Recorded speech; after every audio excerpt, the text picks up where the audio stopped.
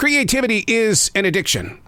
Hello, my name is, and yes, I am. I'm addicted to creativity.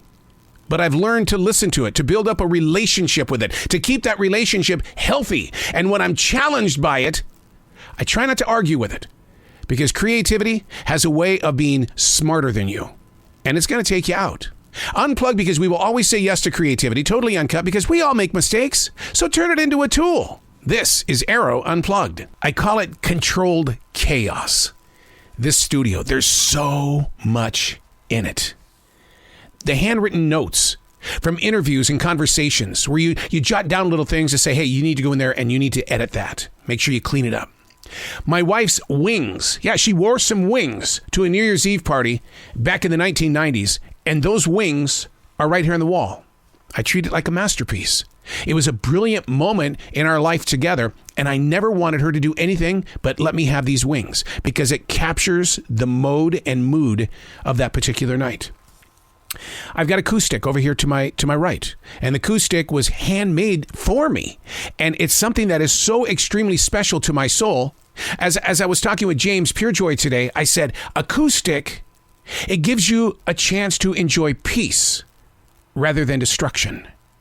Play the game of coup and understand what I'm talking about. Hey, it's Arroe. This is The Daily Mess, a chronological walk through an everyday world. I am a daily writer. I need all of this chaotic chaos to happen in order for me to write. A cold cup of coffee to my left. I could write pages on that, on what the flavor is and the grounds of the coffee, because I like to press my coffee, and in my coffee cup, I like to taste those coffee grounds. What? I know. A sick fool I am. Controlled chaos. This is The Daily Mess. I've always been inspired by a shadow. Even while writing, the shadow sits with me. It's the rising of a new sun. The light always hits my page just right. And I stop. I study the shadow. And I have taken multiple photos of my hand with its shadow holding that writing instrument. It just proves I'm never alone. I love my shadow. I do wonder, though, what is my shadow's world like? You know, like the image in the mirror. If but for a moment, we could step into the presence of the image in the mirror or just step into the lifestyle of your shadow, what would we feel? You know, my heart just told me that for that shadow and for that image in the mirror to exist, you're not living in the right now anymore.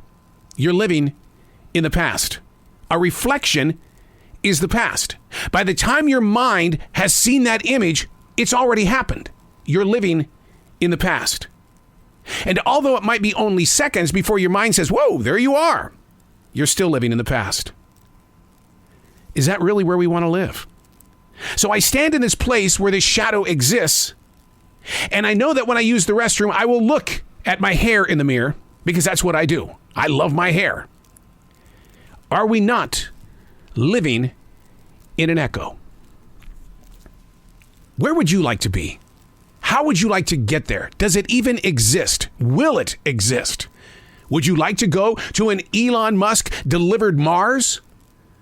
Would you like to go back into the past, the 1950s, 60s, or 70s, or even further back, maybe to the 1800s, 1700s? The innocence of that time period, but were they really innocent? If you had the power to be anywhere, would you be in love with that moment, or would it be just another adventure? And then when you got back, you'd be disappointed because it's like, man, I don't want to leave this place, because that's how I feel when I go RVing. 3-4 days out there, and it's like we're packing up and I'm going, I don't want to leave. I don't want to go back to that world. No, I don't want to go. I have to. Where would you like to be? How would you like to get there? The craziest thing about life is that life happens really super fast. And in that moment of now, we're usually going, why didn't I do it? That's why we should give ourselves permission to say yes.